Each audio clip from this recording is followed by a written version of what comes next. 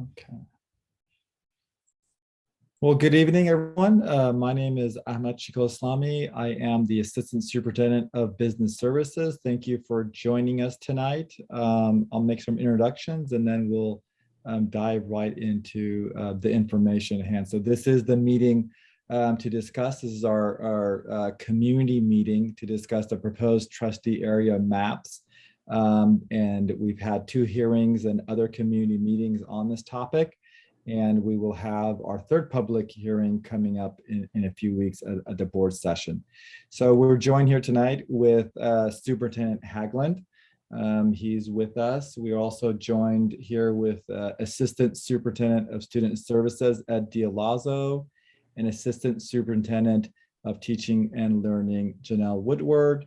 We have Patrick Gannon, our Communication Coordinator, and Rochelle Mercado, our Business Services Assistant as well. And David Cates is with Davis Demographics, and he'll be driving a lot of the presentation and information tonight. So with that, David, do you want to go ahead and show the presentation? There you go. Great. Part of our team also includes William Tunick with Dennis Wolver and Kelly. He won't be with us tonight, but he will be at our public hearing meeting, which is the number 3rd one on January 27th. Can we go to the next slide? So tonight we'll do a little bit of a background information just as to where we are in the process. We'll review the criteria that's required and the additional criteria that we've developed with the board. David will go through the mapping scenarios that are starting points that we have developed. We'll kind of discuss how the community can utilize the interactive mapping tool and opportunities to provide input to us, both in written format and other meetings that are coming up. So with that, I will turn it over to you, David. All right, thank you, Ahmad. Good evening, everybody.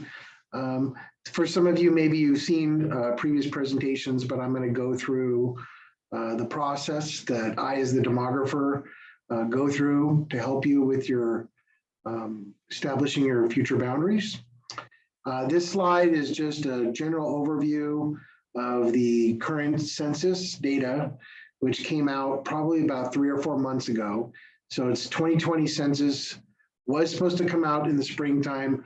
Due to COVID delays, it didn't come out till about August, September, and then eventually out to everybody by, like I said, about mid-October.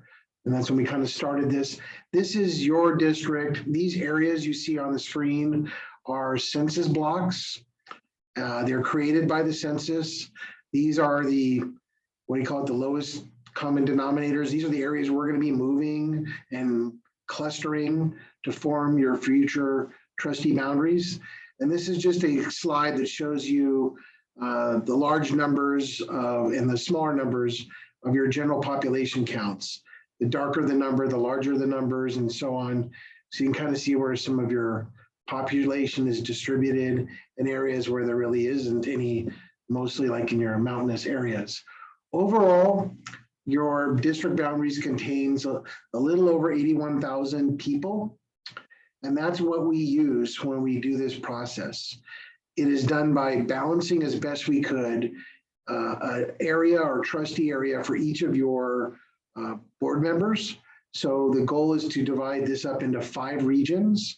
And you take that 81,016, divide it by 5, and you get the goal or the target, which is 16,203, give or take. You can go above or below. I'll show you that in a moment. And that's kind of our goal, to try to balance these areas by population, not by certain age groups or anything. It's just strictly population. And overall, all those little areas you see on the screen there, there's 963 of various shapes and sizes for your district area. So the process that we use, that we do as a demographer, is we collect this data by the census data, We have our software tools, which I'll be sharing with you later, how we go about clustering these areas and showing the numbers and the information.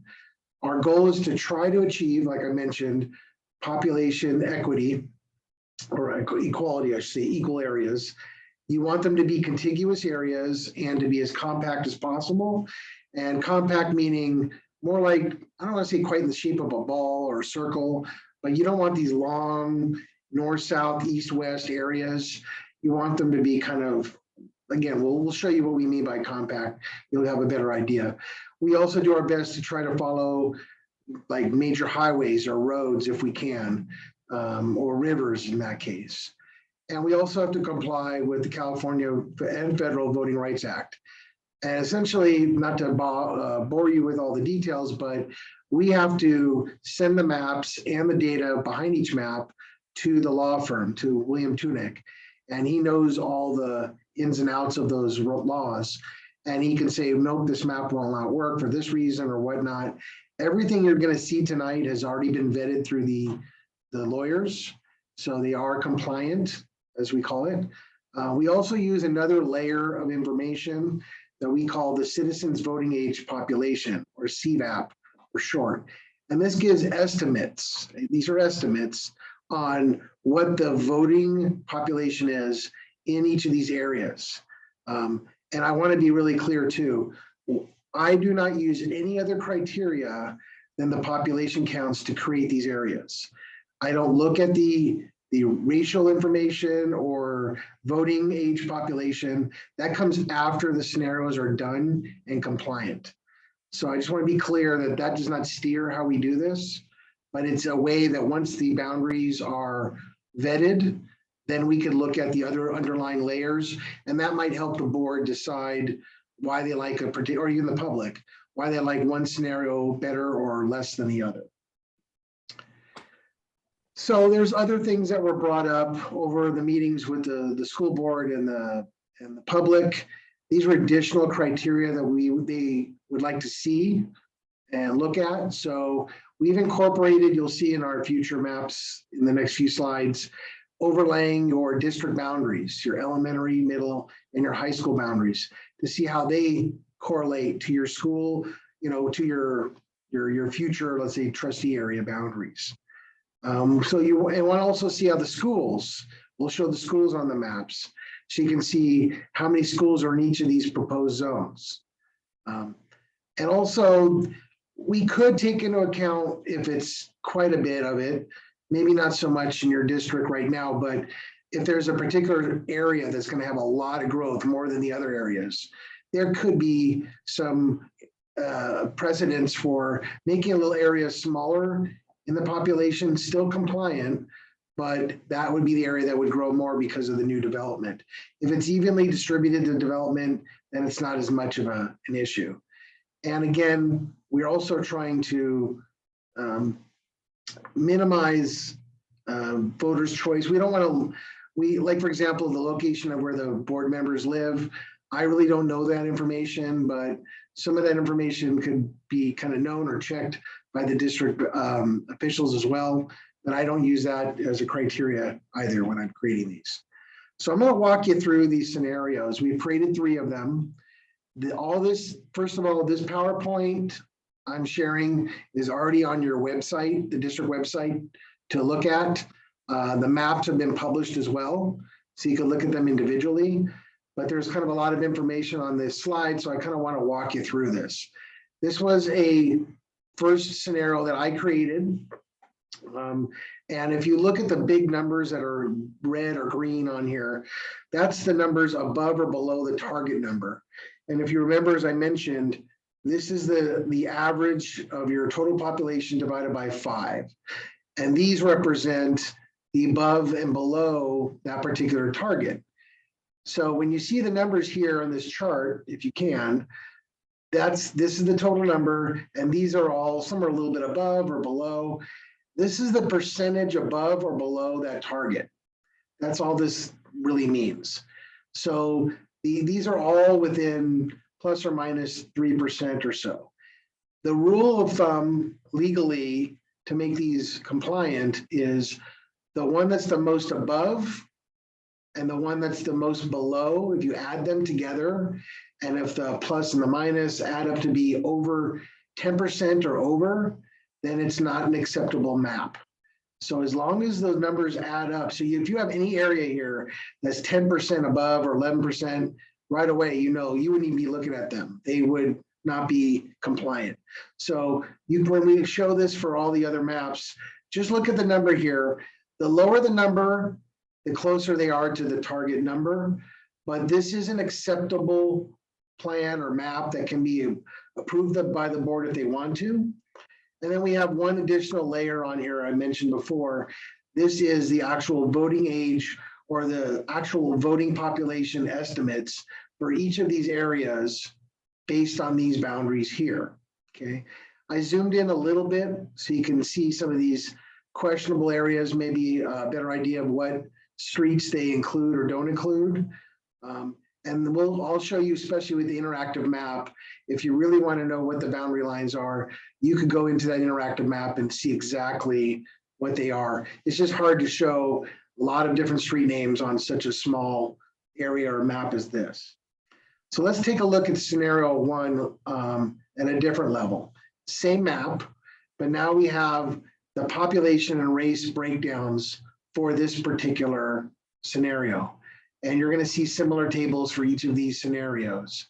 So overall, again, this is the plus minuses I shared with you before. And then these are the percentages for each area of the different races that this census covers. So I'm not going to go through the details. It's more for you to look at at your leisure and to form your own opinions on whether you like it or not. But you get to see what this is the overall population, okay, the 81,000 people. This other slide that looks very similar, but it is different. This is that CVAP I told you about. So this is the voting age estimated population for each of these areas. So this is the breakdown racially for each of those as well. These variances don't have to be that within 10%. Only the general population one does. So this is just another layer of information. If it's an interest to you, this is just another bit of information that might help you decide if you like or dislike certain of these scenarios. So I'll just kind of go through these quickly. This is that scenario, scenario one, with the overlay of your elementary school boundaries, just so you can see how they get broken up. If that's of interest to you, that's available. We have it also for your middle schools, your middle school boundaries, how they overlay with those, and your high school boundaries. So these are what I'm going to show you, the next two maps. They're very, very similar format to this. This is now scenario two. And again, we have the 5 areas. I've zoomed into a few. This variance level is combined about a little over 3.3%. So these numbers are closer to this target area in this scenario. Doesn't make this any better. It's just showing you a different look with different, and we'll show these side by side later, but some of the differences that you can accomplish by just moving some of these areas around. And again, the same thing here, you have the summary of the voting age population. So it's just that this has to be below 10%. If it's 3% or 7%, it's not one's any better. It's just by your taste, your personal decision, how you like that. So this is the scenario two, population breakdown by race as well, that you can look at when you want to. And the next slide also shows the underlying layer of the voting age population for each of these areas, broken down by the race that the census follows. And just like before, here's scenario two with overlay of the elementary school boundaries, the middle school boundaries, and the high school boundaries. So they're all there for you to look at as well.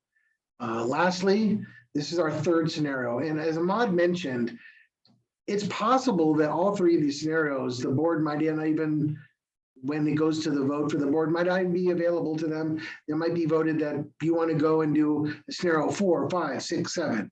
This is just the starting point. We could do variations off of these. It's to get you started in thinking what you like, you don't like, but do keep in mind, and this will be demonstrated later, if we change any areas, there has to be more or less an equal but opposite adjustment, because they do have to be within that max variance. I told you this is below 10%, so that's good. So you can't, if you just want to take a chunk out of one area, add it to another, well, that's going to boost one area and you got to balance them all out. So it's a process once you get going on this. So this is scenario 3 for you to kind of look over and see if you like this one any better. Again, all of these are acceptable in their form right now for the board to approve if they choose to. This is the population and race breakdown on the overall population for scenario 3. And then this is the voting age estimates population for each of these areas, also broken down by the main race groups that the census looks at. And the same thing as before. Here's scenario 3 with the elementary overlay on your current attendance boundaries, your current middle school boundaries, and your high school boundaries as well. And then this is just, I know they're small, but it does kind of give you the general overview of looking at them all side by side, what some of the differences are between these areas on our first 3 scenarios that we're presenting to you today. And Ahmad, I'll let you kind of speak a little bit to this. Great, thank you. So we've really want to make sure we have good input from the community. And so we've created a dedicated website. And if you could click onto that dedicated website, David, that'd be great. And they'll take you to this page. This has a general background information. It has the original resolution that has passed. It also has all the information about the meeting times and locations. And once the meetings are completed, we then include a recording of it. So it's a kind of like a one place where you can get all that information. And then there's 2 areas where we can receive information from you. One is if you sign up for updates, then we can email you whenever we have a meeting or we want to push information out through regarding this topic. And then we've also created a community input, which you can provide input and suggestions. And there is a place to upload, let's say you take one of our maps and you print it out and you want it to look a certain way, you can also upload a PDF and images to us. We have, again, the map, the links and resources include the current 3 scenarios and tonight's presentation. And now I'm going to turn it over to David again, who's going to walk you through the interactive mapping tool and how that can allow you to zoom in on a lot more detail. I'm going to show you, if you open this PowerPoint, just like I did, there's a hyperlink here, an active link. You can click on it. It'll take you to our application here. But I'm also going to show you that just where we last were with Ahmad, you could click on the interactive map tool here and it'll take you to the same place just to show you that. So what I'm showing you now, anyone at all can use. It's available to the public, to whoever wants to use this. I'm going to kind of give you a little tutorial on how to use this. I think it's fairly simple and there's a lot of information here. If you dig around, you'll find it very useful for you. So when this opens up right here, at the top, we always kind of have what these are trustee scenarios, the target number I had mentioned before. So that's kind of what we all kind of try to achieve for each of these areas. In the legend here, it starts off with showing you trustee scenario number 1. And then again, we have all the schools turned on and the streets. So this is the basic intro to looking at this. I'm using the little scroll wheel on my mouse to zoom in and out. If you don't have one, you can use the plus minus up here on the left, and then left click on your mouse and you could kind of move around. So as I zoom in, so I'm going to zoom in here, you'll start to see more things kind of pop out at you. The streets, at least they look a little clearer when you zoom in. When you keep zooming in a little further, what you'll see now pop up, these are those census blocks I told you about. And they have some really funny shapes. I can't explain to you how the census comes up with them, but this is what we all have to deal with. A lot of these areas there's no students because maybe it's industrial or commercial or open space. And then there's these pockets. These numbers that you see on the screen are the population counts for each of these areas. So it gives you a good idea on how dense some of these areas are. I'm going to zoom in a little bit more. As you zoom in closer, the street names pop up for you. So you get, like I mentioned before, a really good idea of what the edge of these proposed boundaries are, where your particular home might be in relation to everything. And again, you just pan around, you can see as it refreshes here, a few moments. Let me zoom it up a bit there. The numbers, again, are more or less, they're centered within these areas. And you can see that these are the numbers you would have to account for if you're going to be moving these areas. So just moving an area like this, you can see deals with hundreds and hundreds of people. So it's not easy just to grab a little area. And remember, you want to make these boundaries look, if you will, going down major roads. You don't want really choppy looking areas. That's kind of the criteria. And as you saw, again, as you pan around more, this is what I or you or whoever wants to change these boundaries have to use. So I can't just cut down the middle of one of these. I have to take the whole census blocks when doing this. So let's show you a few more things that you can look at on here that might be useful to you. If you come over here, there's what we call base map gallery. When you click on it, you can choose different backgrounds that are underneath. You could choose I'll choose one of these imageries here. And then now you see the aerial imagery below this. So if you want to get a better reference on what areas you're grabbing, sometimes seeing an aerial image really is useful, but you want to be zoomed in pretty close like this to be able to see this. If you zoom out too far, which you could, as I zoom out, less of the details show up, no census blocks, but that gives you kind of, it's interesting. You might want to know why maybe there's no students out in this area. The aerial image will give you a little better idea. And you could change this out with or without street names, whatever you want. So there's all kinds of different types of looking backgrounds. Some have a little more detail than others. But I'll just kind of use this maybe as a default one for now. Okay, you just close it. Okay, now if you want to look at some of the numbers and remind yourself how many people are within each of these areas, you could want to click over here on this layer list. So this is the legend that's automatically up there. Now you click on this little stack here. And what this does, it kind of tells you the software, what do you want it to draw? Okay, so the default is to turn on all the schools. So let's say you only want to look at the elementary schools. You just uncheck the middle and the high, and maybe you want to look at the elementary boundaries overlaid like we did on those maps. So now you have the individual elementary schools with their boundaries. You still could turn back on the middle or the high, whatever you desire. And then let's say you want to look at the middle schools and the middle school boundaries in relation to these zones. There's a little closer look. And again, you can zoom in and see what streets these cover. And then lastly, I'll do the high schools so you can see that as well. And then the high school boundaries with the high schools. So I'll go back to kind of turning the schools back on. And now, right now, this is scenario one. So let's say I want to remember we have 3 scenarios, and down the line, we'll probably add more.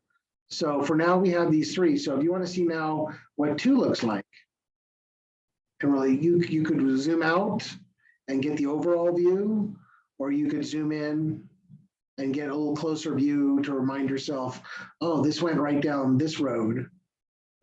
The name should pop up here. There we go, Bernal. and whatnot. You can kind of see where they are. And just as easily just turn that off. And here's now scenario 3. So you could zoom into your neighborhood if you want, and just go through all 3 scenarios and just kind of see where they fall and what trustee area you are a part of on these. And as you zoom out, you can see we do label them. So you can see what's 3, 4, there'll be 5 of these all the time. And if you want to look at the numbers that I kind of showed you on the other maps, you just go over here and, okay, I'm in trustee area scenario 3. So you go over here on here, open up the table, and down at the bottom, it says scenario 3, and these are the numbers. These are not going to change. Don't worry, you're not going to be able to alter these scenarios, but you'll be able to get the information you need. You see the target, and you can see how far these are above or below the target. And if you don't want to look at the tables, you just hit this little arrow down, or you open it back up. It's just really simple on there. And you can, again, whatever trustee area or scenario you look at, scenario 1, and you want to look at that table, you open up the table, and the tab here tells you what you're looking at. You can go back and forth between 3 and 1 if you want, and see how many are in each of these areas, okay? So that's nice on that one. And if you want to go back to the legend, it'll tell you, oh, you're back, you're looking at scenario 1. You could print, well, actually, let me show you a little bit. If you want to make some suggestions or alterations to these areas, it's more of a cosmetic thing because we're not allowing people at this point to go and change these per se, but you can do with this little painter's palette. You can go into here, and this is a little polygon. You can click on a polygon. And let's say you say, okay, I want to take part of this area that's whatever you call it, yellowish, orange, and give it to the blue. You could find a similar kind of blue color here. Maybe it's this one. You could scroll down, make it a little bit more transparent so you can see through it. And then you can start by drawing on here. Go back, click on here.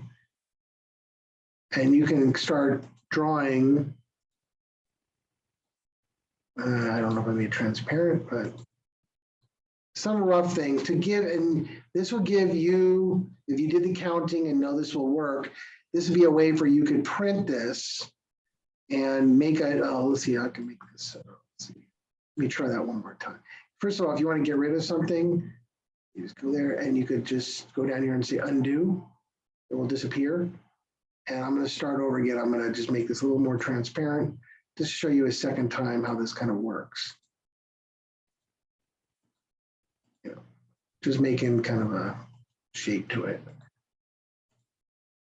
Okay, and as long as you have the underlying counts of students, or sorry, not students, population in there, you could know if you take out 300 or from one area to the other, you have to find a way to transfer it back and forth. So it's a way that you can now, if you want to make a map, you click, or print it, I should say.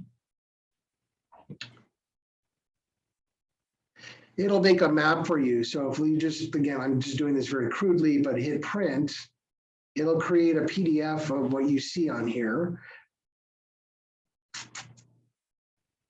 So this is a way that once you make a PDF and include some notes, you could upload that through the website for comments on suggestions for some of these areas. There we go. Usually it's a little quicker than that, but now I click on it and it's going to show you kind of the area, or somewhat of the area. I guess I moved over a bit. And this is a way that you can zoom in and out of this if you need to.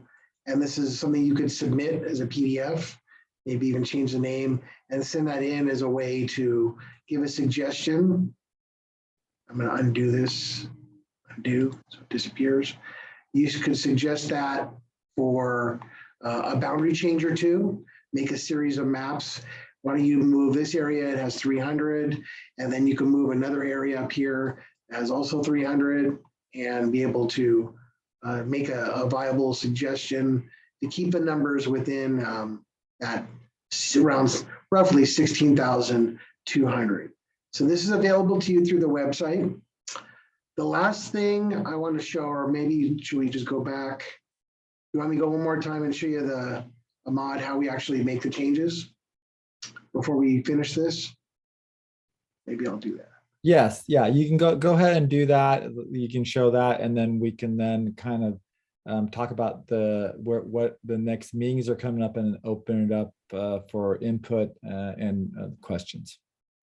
All right, so this is my company's tool that we use to actually make these maps. So I'm going to kind of show you in a future meetings, we might be able to have people give us suggestions or me suggestions, and I'll go and I'll make changes. But I'm going to kind of show you how this works and how the numbers change. I think I just took scenario 3 and I copied it. This is for the demo. So I'm not going to actually change 3, but I'm just going to show you how the software works. These are the numbers that are for each of these areas in scenario 3. Okay. And I'm going to go in here and I'm going to move maybe some of this area over to 3. So I'm going to go in here. My target will be District 3, this trustee area 3. I'm going to select a lasso and I'm going to grab kind of this area here. I know it's not going to work. I mean, make the numbers good, but here we go.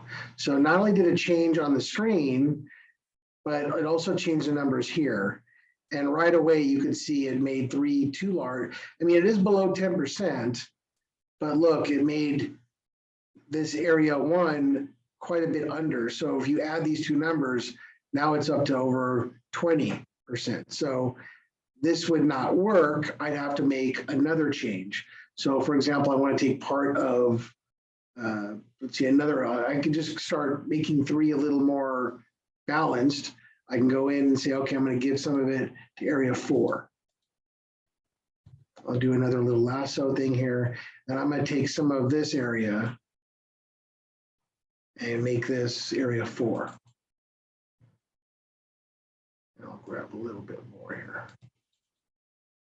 Clean.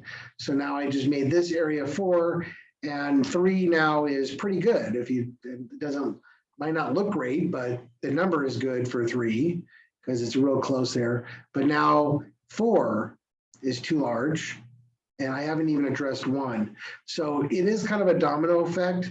As you move them around, you wind up coming to some certain conclusions, certain major roads, funny shapes. You got to kind of get around them. And this is how it works. And then we just use this ever-changing numbers to make sure. And then right here, you can see the max variance. This would not work because it's way over that 10%. Remember, this is our target. So this is how the software works. This is what I use to do this work. Once they're done, then we have the lawyers check it. But in a future meeting, I could have this live. And if people want to give me suggestions, I can do this for you at future meetings. But that's kind of how the software works. And I'll go ahead and get back to the PowerPoint. And I'll let Ahmad talk about the next steps and meetings. Great. Thank you, David. So we have kind of interlaced the next month or so with both the community meetings and formal public hearings. As we talked about, the process really requires only 5 formal public hearings, and we've interlaced that with additional community meetings. So on January 27th, we'll be moving into a formal public hearing. And then on the 15th of February, it will be a combined special board meeting, which is a community meeting. And we'll also be bringing this information back into that meeting. And then we'll go for our 4th public hearing in later in February, come back for one final community informational workshop in March, and then go into the end of March with hopefully mapping options that the board can approve. Once those maps, the final map is approved, we still have to go through a few more steps, and that includes taking it to the Alameda County Office of Education. They have a group there that needs to approve it. And then once that's approved, we need to submit it to the county elections office so that they can incorporate that in time for the November 2022 election. And so that's our process that's in front of us. And we, in this meeting, we'd like to hear from you and get some input from you in terms of, again, any questions around the process, any questions about the maps that you've seen, and really taking the next week or two to continue providing input. You can, again, attend the board meeting that's coming up in January, submit your input to us, and then again, the community meeting in February will kind of make that a little bit more interactive in terms of having the software up and potentially playing with some of the map options. So with that, Patrick, I think we could see if we have any raised hands, go to those, and we can also see if there's any written communications. Ahmad, we do have one raised hand currently, so I'm going to go ahead and allow them to speak. Great. Thank you, Rochelle.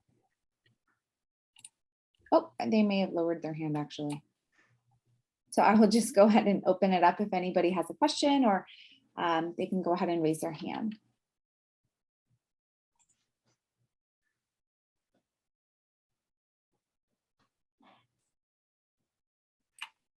I think we are okay. Do we have any questions from our panelists or any input that anyone wants to provide from our panelists? Looks like there might be something in the chat. I didn't open it.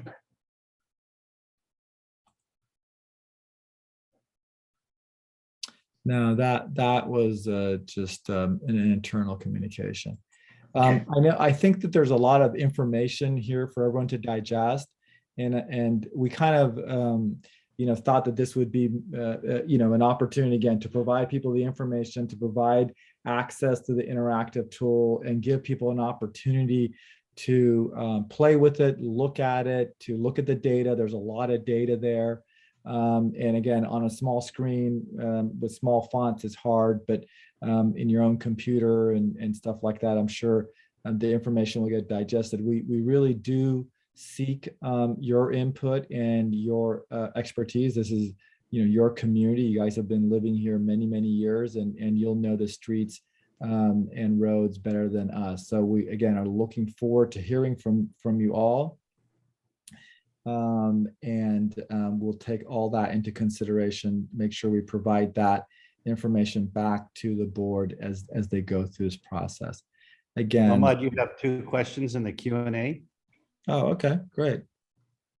I was stalling for that. Really good job.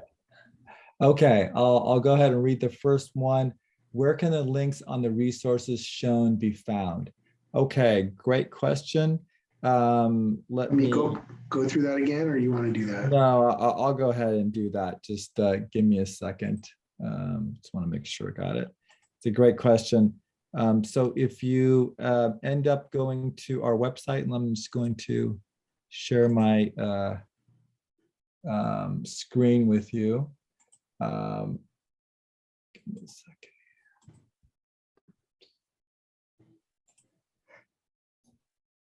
So you want to go to Pleasanton Unified.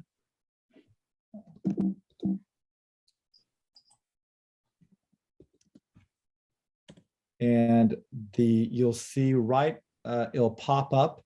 There's a little icon by trustee election area. If you click on that, it'll go to that dedicated website.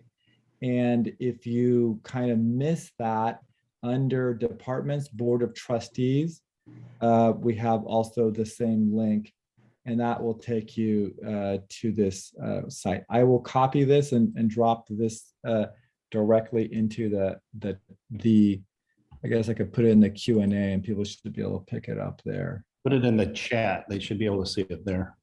Okay, Yeah. I'll put it. Let me see. Yeah, I could make it available to everyone right there too. Okay, so I dropped it into the chat. The second question is, how many members of the public are viewing this presentation? So, we, at this moment, it looks like we have maybe about 20 or so that are on our, let's see, I'm just going to try to get a count right now, 15 attendees. And so we've been broadcasting this on a variety of formats. It was on the weekly, Pleasanton Weekly and other formats. So we've been trying to get the word out. We do understand that we are in somewhat unique times, and that's why I think the multiple meetings are helpful. And we will be posting a recording of this on our website and continuing the communications through a variety of sources, including social media, to our stakeholders. Okay, we have another question that came up. Are the shapefiles used to make the ArcGIS website available to the public? Thank you, Mr. Cates, for his wonderful overview of the tool used. Yeah, I mean, if the outlines of the shapefile, I would say of the, what do we call them, the trustee maps, I could make those available if you have the GIS software, but the tools themselves, I mean, the actual demonstration I did with you with our software, that's not available to the public. But if you wanted the, some of those basic layers, the outlines, you could have that for those areas. But most everything you see is available for use through that the interactive tool. But if you want to get a little more specific, I can't provide the census data per se. I'll have to look into that if that's what you're asking for. Maybe I could talk to staff and even some people in my office to see if we can make that available to the public or not. It is public information, but I want to check on that if that's what you're asking for. And if it is, we'll make sure that it'll show up on your website. Yeah, so yeah, just Brian, if you could send us an email with the specifics, and then we'll work on it and see what we can get you. And you just go to our website through the community input, ask your question or specifics. Okay, any other questions? And then again, you don't have to write them. You can just raise your hand and we could shift you over and you can ask them verbally.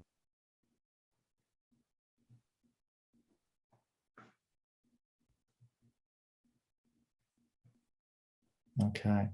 Well, I do want to appreciate, I know that during the holiday, David Cates was working on this, and I was, very pleased with the quality of the work. And again, that interactive tool, that was a major request of our board to make sure we had that. And so I do appreciate that. I appreciate the attendance of all our assistant superintendents and staff tonight, and the superintendent. I know it's been a long week and long weeks with COVID, and I do appreciate everyone's presence here, and all of you in the community who have interest in this. We look through, hopefully going through this journey together and reaching a solution that we all are really happy with. Okay, good night, everyone. Have a good evening.